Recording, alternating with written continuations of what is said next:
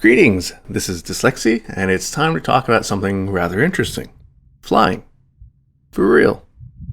I recently had a fantastic opportunity to get a significant amount of helicopter flight time over the course of what was essentially a week-long Hilo spa vacation, courtesy of Shaktak's own Rangoon.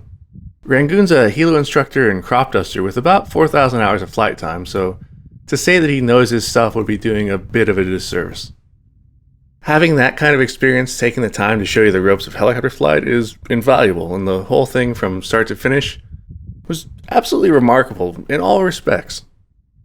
So in this video, I'd like to just talk generally about the helicopter experience. Nothing terribly structured, just a lot of thoughts and impressions of what it was like, both in general and specifically as it relates to my experiences from simulations and ARMA. This will be covering the first day of flight for me, which was roughly 2.5 hours of flight and demonstrations. So, first things first, we flew various Robinson R-44s throughout the week, and as part of that, there was a period of instruction on safety in them, something that's required before anyone can lay hands on the Robinson controls. There were 5 topics covered that were essentially about how to avoid catastrophic situations. We discussed low G hazards, mast bumping, rotor RPM decay, blade stall, and energy management. So, very important stuff to cover, and it naturally results in a lot of attention being paid to every little nuance of what to avoid and how to handle various situations. After thoroughly covering those topics, we headed out to the aircraft we'd be using for the day. And I remember seeing one Hilo on the ramp, and I thought to myself, wow, gee, that R-22 sure is tiny. And then I was told it was actually an R-44. So when I saw the real R-22 in the hangar, I could barely believe it. It looked like a children's helicopter almost. It was really tiny. And the 44 felt massive by comparison, but even it was a lot smaller than I was expecting. So we got to the aircraft, did a pre-flight, and Rangoon talked through the startup process. There's not too much to it, but it was certainly interesting to see. As the rotors began to slowly spin up, I was reminded of the excellent physics of DCS Huey in the same situation, where you'd have the body of the aircraft rocking around as the rotors begin their rotation slowly. And it wasn't long after that Rangoon called the tower, and we took off. And this was remarkable. It was a nice, calm, overcast day. There was some light, scattered rain, and there was a really phenomenal weather for a first flight. And immediately, the sensation of actually being in an aircraft, of having this huge field of view, hearing, and more importantly, feeling the engine and the rotor wash and all the movement, it was overwhelming. We hovered for a few moments and talked about that, then took off and headed out towards Lake Michigan, out to the east. The sensory overload of this was something that I'd anticipated, but I wasn't truly prepared for. I'd actually worried a bit about how I might handle flight, whether I might struggle with a fear of heights or motion sickness or anything like that. It would have been painfully ironic, and fortunately none of that actually occurred. But with that being said, I'd like to think that any rational human being, upon realizing that they're in a relatively small machine flying hundreds of feet above the ground, might stop to consider how terrifying this prospect is. And I was certainly thinking about that. I wish I had a camera that was pointed at my face, because my expression must have just been totally awestruck. We were 500 feet above the ground, the doors were off, I had a seatbelt on just the same as you'd expect to have in a car, and I could look out and see everything, ahead to the side, straight down, everything in a clarity that you only glimpse for seconds when taking off in something like a commercial airliner, which also restricts you to a tiny little peephole sideways view. Now, I always love watching that when the seat allows, but here, the canopy of the Hilo, the visibility was incredible, and the relatively low altitude allowed a perspective that only the birds typically have the pleasure of seeing. And it was amazing. So we flew out over Kenosha on the way to the lake, and this actually made me rather tense. Years of flying in ARMA, DCS, and other games had taught me that going down over a town was a fairly dicey proposition, and it was hard to shake that while at the same time being in a state of what was essentially total sensory overload. Flying with the doors off really helped to add to this sense of connectedness with the environment. You could hear and feel the wind stream right there, and reach into it if you wanted to. So as we're flying over the city, I did something that really amused me at the time, and still amuses me now. When offered the controls initially, I declined. It was too much. I was still trying to take in the sights, the sounds, and the sensations of it all. I was still ultimately struggling to come to grips with the fact that, yes, I was actually in a helicopter. We really were flying. This was real. And this is just, it's amazing. So I'm there trying to soak it all in, and we're flying out to the lake. We get to it. We turn south and follow the shoreline, just a little bit offshore. And I found myself just kind of sitting there, wide-eyed, taking in this amazing perspective. And I could look ahead and I'd see birds notice us coming. They hear us, they see us, and you see them suddenly do this really smooth yet abrupt maneuver to get out of the way. And I'd never seen anything like that before. It was just very interactive. You see a bird in arma in flight, and it's meaningless. It's just circling around oblivious to anything. You can't hit it, you can't interact with it at all. And then you see them in reality, and they're noticing you and getting out of the way. It's a simple thing, but it was so neat to see. It tied the airspace together. You were there, so were they, and you were mutually aware of each other. And then you have the lake itself. You look down at the water, it's very peaceful. And it made me think on the difficulty of judging height above water. The shore off on our right gave a much better sense of height, and that's even though the water was far from glassy smooth. It was interesting to see, but only had a brief period to think about it right there. So after flying a bit down the lake, we turned inland and headed back west. And this fish out of water shock had abated enough for me to actually take the controls for the first time, or request that. So we're flying along, and I take the controls, and we're just doing this straight and level-ish kind of flight thing.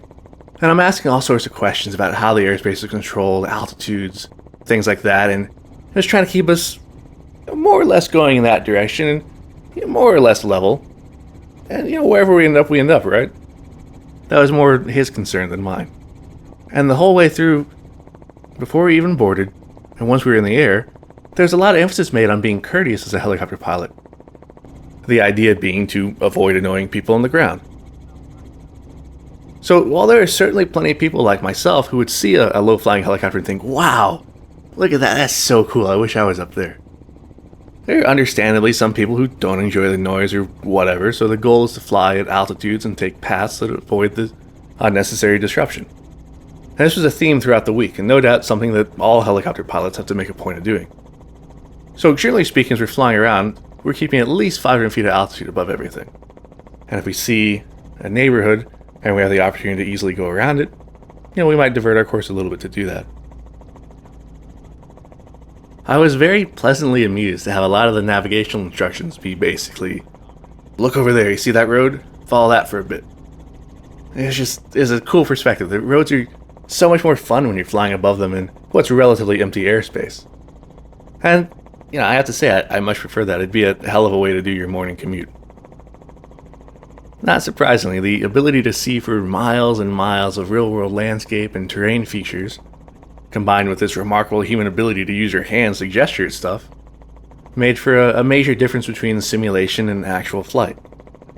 Looking out over the landscape at any given point is just so richly varied that it's trivial to find some feature in the distance, point at it, and uniquely describe it, and thus orient your flight towards it. And that's something that the limited terrain fidelity, texture variety and detail, object density, screen resolution, monitor size, and view distances of both sims and games make infinitely more difficult to accomplish.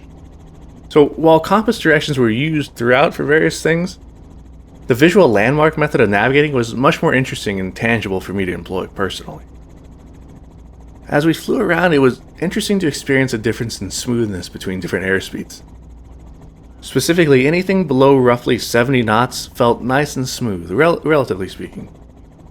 While pushing up to, say, 100 knots became significantly bumpier and more intense. So, unconsciously, I kind of find myself gravitating towards the smoother flight regimes. Though one thing I quickly picked up on was the fact that I could go from 70 to 100 knots without even realizing it in what seemed like a matter of seconds. And airspeed could be difficult to gauge at times. And the same with altitude, really. It wasn't uncommon to end up climbing without really noticing it for a bit, or to change speed and not catch on immediately. Now, no doubt you get used to this with experience, but on the first day it was well beyond my ability to distinguish things like that without taking a look at the gauges. So as we're flying along, Rangoon noticed some suitably isolated terrain for it, and he took the controls and we went down to demonstrate low-level flight for a moment. Now, this is what I'd been waiting for. That's why I love flying an Arma. It's why helicopters appeal to me so much. And I couldn't wait to see what it was like for real. So, of course, the question is, was it everything I'd hoped it'd be? And yes, yes it was. It was all that and more. Flying over the corn, going between the trees, it was awesome. The sensation of speed at low level is fantastic, and the intensity of everything becomes amplified by the vastly significant factors of avoiding obstacles, being extremely vigilant and cognizant of risks like wires, and then maintaining either the speeds or altitudes that allow you to react to possible engine failures or other emergencies, and similar considerations like that, risk management type things, being proactive about it. So this was only a taste of low-level flight, but I mean, instantly, how can you not be hooked by that? So we pulled out of that, got a little bit of altitude, and then I took back over and we flew off, guiding off of roads and taking it pretty easy while talking over all things helicopter. So next up we had a landing demonstration at a small little one-runway airport, showing off the glide path, how to visualize your approach and arrive exactly where you want to in the safest possible manner. And then after that, we started to work on hovering, first with pedal turns, then collective and cyclic, coordinating or attempting to coordinate them, and finally an actual full-on hover attempt. The calm air and very low wind speed was really helpful for these initial demonstrations. I wouldn't find out until later, but when you introduce wind into the equation, it significantly changes the situation and necessitates quite a bit more familiarity and confidence to pull off hovering smoothly. So naturally, I was really curious to see how I'd handle hovering. You read about it in, one example for me is I read a lot of Vietnam books. And you'll read about a pilot's going through flight training and how long it takes them to go hover in a field and start to get the hang of it. So I, of course, wanted to see how long it'd take me. And I wasn't sure. I didn't come into it with an ego. I just wanted to find out. It was one of those statistics that's just very interesting. So what changed it up a little for me was that the Robinson has a tottering cyclic. If you look on the video, you should be able to see we can transfer control from one seat to the other. You basically rotate it. The actual cyclic bar is between the pilots, like the rod that sticks up. And then there's a tottering mechanism on top of that. So whichever way it's tilted over, that's the person who's controlling it, in theory. But the addition of that I guess you call it like the totter movement, was just different enough to be alien. The way you control it is just different enough from a traditional cyclic to make the muscle memory that I have from something like a joystick not applied directly. Now, I felt reasonably decent at the different aspects of control when they were isolated, such as when Rangoon was flying the cyclic and the collective and I was just doing the pedals, or I was just doing the collective or whatever. But I was by no means proficient or even second nature with them. So when it came time for me to control everything at once for my first hover, I was rather bemused to realize that I was getting into pilot-induced oscillations. I saw it happening very quickly. And I knew full well exactly what was happening, but I couldn't get ahead of the curve enough to actually get it back under control. It was a little frustrating, but of course I took it in good humor.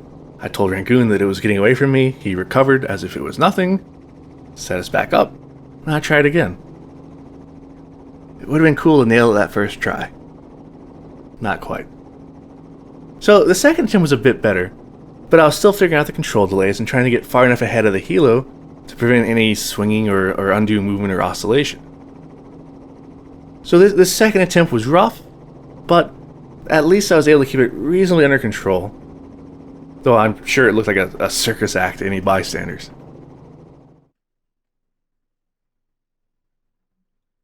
It took a few minutes to really start feeling like I had something working. And once I'd kind of stabilized down, it was basically a slow forward-walking hover.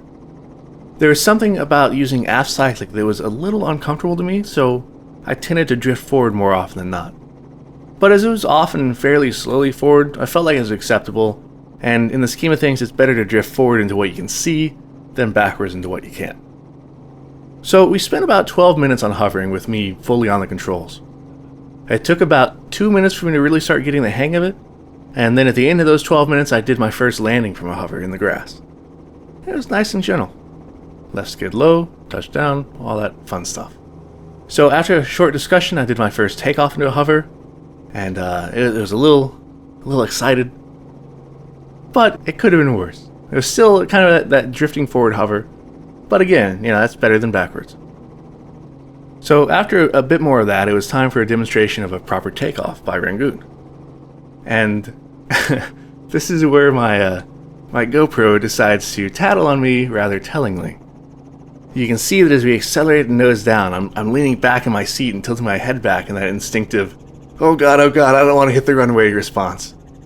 And it's one thing to see the ground filling your view in a sim or a game. It's something else entirely when it's right in your real face and feels distressingly close. And you have that sensation. The only thing separating you from that is a little bit of space and what's probably a fairly fragile airframe in the context of a collision like that. It was interestingly intense.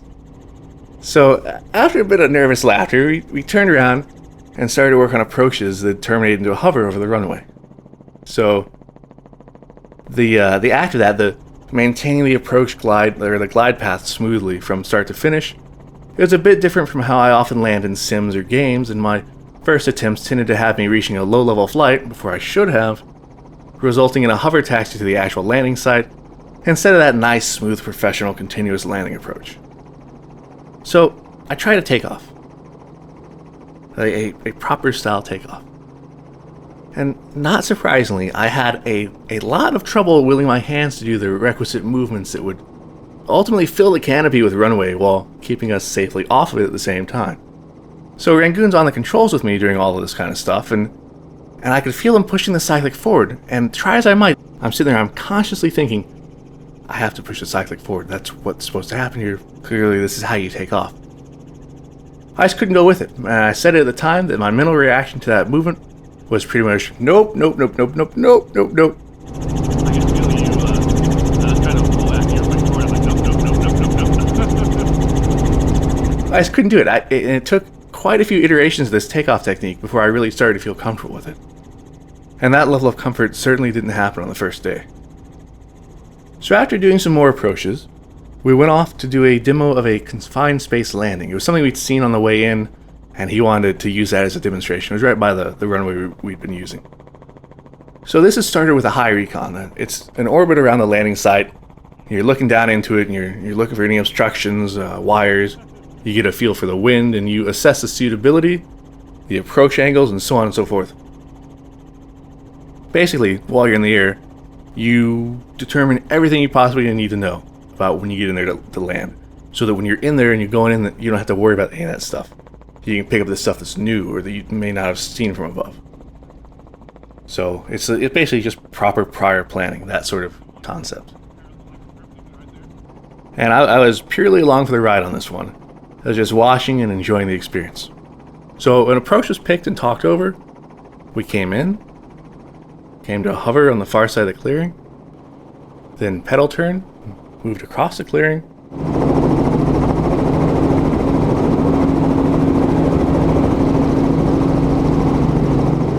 and prepared for a takeoff in the same heading we'd flown in on, which was going into the wind. We did another pedal turn and faced us into the wind, and off we went, climbing just enough to avoid the trees at the far end of the clearing. And of course, once again, Tattletale GoPro gives me away as I lean back during the takeoff. It takes a little getting used to. It's intense. That's the best way I can describe it. So after a bit more flying and talking over things, we returned to that runway to do a demonstration of a run-on landing. And this was really cool. The sensation of the skids scraping over the runway, the sound and vibration, it's something I'd never really seen a game do, let alone do it well. You could feel it. And it was just neat. It was unique.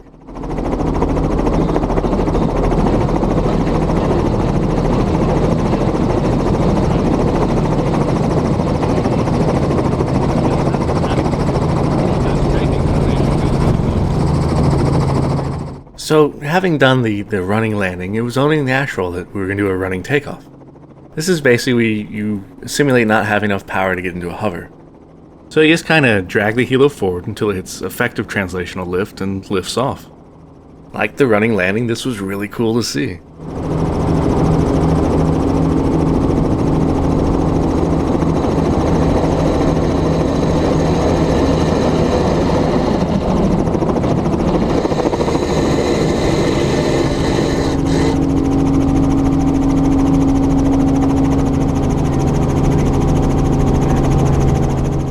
So we did some more approaches. I tried takeoffs in that preferred style, but I kept struggling to keep the nose forward as much as was needed to do a proper takeoff. It'd come to me in time, but this first day it was definitely a stumbling point for me. We flew around some more, and then it was time for an auto rotation demonstration. This was surprisingly gentle once the throttle was rolled down and we entered into it. The whole way down felt smooth and controlled, and the final moments of flaring and rolling the throttle back on were this fantastic demonstration of power at the extreme edge of flight.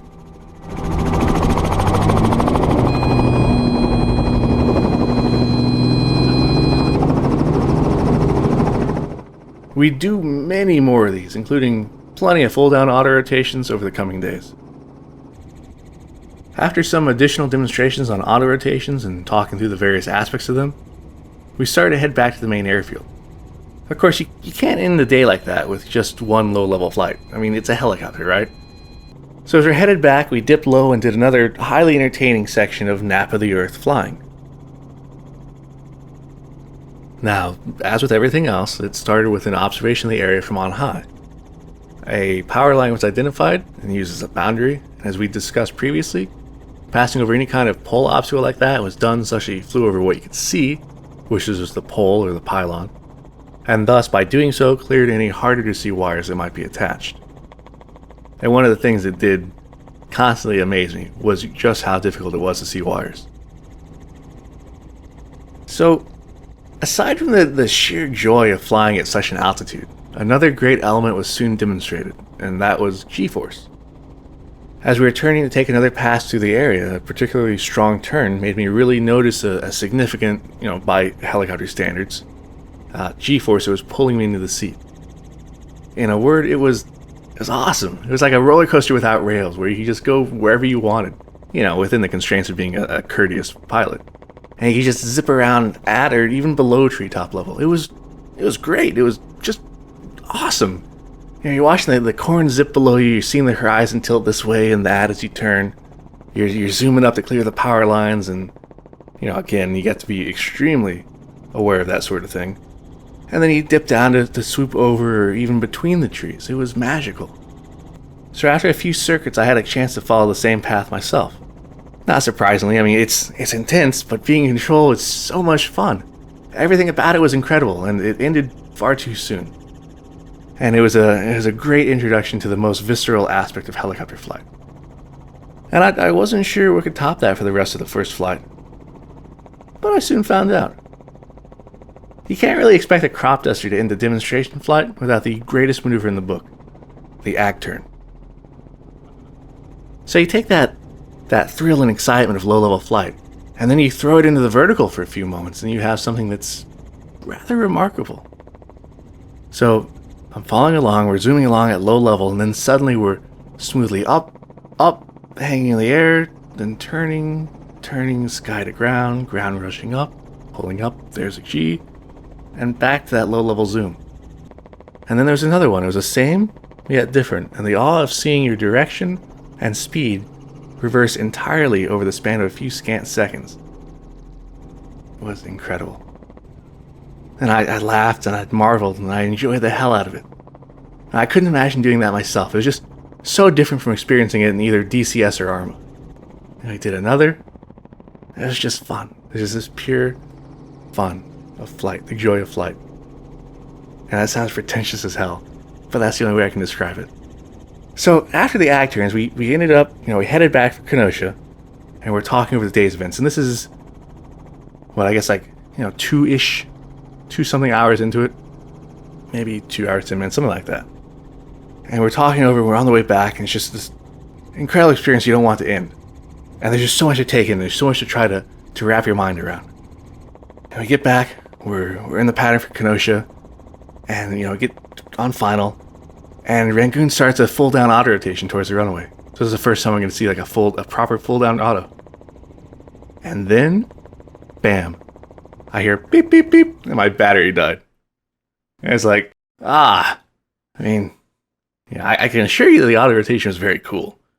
But unfortunately I don't have the video of that, so I'll show you something else here. So, I don't have video. I think we went over and did a brief bit of hovering, before powering down, but in the rush of the day's events, I couldn't tell you for sure. And despite this little gap in coverage, I'm very fortunate to have the recordings from this week that I do. Out of the 18.8 hours of flight time that was logged, I have roughly 18 hours of that recorded in a beautiful frame rate and resolution. And a lot of it from Tuesday onward was recorded from multiple POVs. Now, as to what I'll do with that footage, if you enjoyed this, let me know, and I'll see if I'm making some follow-on videos. And we'll cover what we did for the rest of the week, as well as maybe some more constructive thoughts on how helicopters are in games and simulations.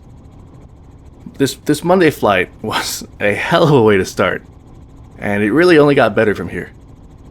And my closing thought to you is that, as Rangoon said to me, even with the flight time he's logged, he's gotten used to helicopter flight, but he's never gotten over how remarkable it is. And this was my first taste of that, and it was amazing. So, I hope you enjoyed this. We'll see what comes next. And of course, many thanks to Rangoon. This was one hell of an experience. Until next time, take care.